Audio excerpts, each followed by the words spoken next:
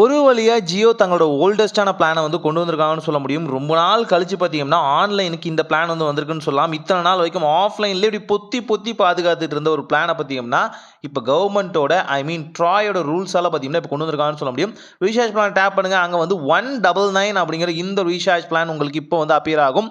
ரொம்ப ஹேப்பி ஆயிராதீங்க. முதல்ல உள்ள என்ன டெர்ம்ஸ் அண்ட் கண்டிஷன் இருக்குன்னு பார்த்துக்கோங்க. அதாவது இந்த 199 அதாவது 100, 200க்குள்ள இருக்க இந்த 199 ரீசார்ஜ் பிளான்ல பார்த்தீங்கன்னா, உங்களுக்கு 18 நாள் வேலிடிட்டி, 1.5 ஜிபி டேட்டா, பெர் டேக்கு 100 எஸ்எம்எஸ். ஸோ லிட்டரலி பார்க்கும்போது எல்லாமே நல்லா இருக்கே அப்படின்னு தோணும். ஆனா இதுதான் ஒரு காலத்துல 28 நாள் வேலிடிட்டி பிளானா இருந்தது. இந்த ரீசார்ஜ் பிளான்ல பார்த்தீங்கன்னா, உங்களுக்கு ஜியோ ஹாட்ஸ்டார் மத்த விஷயங்கள் எதுவுமே கிடைக்காது. ஜியோ டிவி, ஜியோவோட கிளவுட் ஸ்டோரேஜ் ஆப்ஷன் வந்து கிடைக்கும்னு சொல்லலாம். ஸோ மத்த பெனிஃபிட்ஸ் நீங்க இங்க எதிர்பார்க்க முடியாது. அதே மாதிரி அந்த அன்லிமிட்டட் 5G அந்தந்த விஷயங்கள் எதுவுமே இங்க நீங்க எதிர்பார்க்க கூடாது. ஜஸ்ட் உங்க சிம் ஆக்டிவ்ல வச்சுக்கணும்னு நினைக்கிறவங்க தாராளமா யூஸ் பண்ணி பார்க்கலாம். பெர் டேக்குன்னு பார்க்கும்போது ரூ. 11 5 காசுகள் வந்து ஆகுதுன்னு சொல்ல முடியும். ஸோ மத்த பிளான்ஸை பார்க்கும்போது இது பெர் டே காஸ்ட் ரொம்பவே ஜாஸ்தி. ஆனா என்னால 200க்குள்ள தான் ரீசார்ஜ் பண்ண முடியும். என்னோட சிம் ஆக்டிவ்ல வச்சிருக்கணும், சர்வீஸ் யூஸ் பண்ணணும்னு நினைக்கிறவங்க தாராளமா யூஸ் பண்ணிக்கலாம். ஆஃப்லைன்ல இருந்து ஆன்லைன்ல வந்திருக்கு. செக் பண்ணி பாருங்க. ஒரு நல்ல மாற்றம் இதாய் நடக்கட்டும்.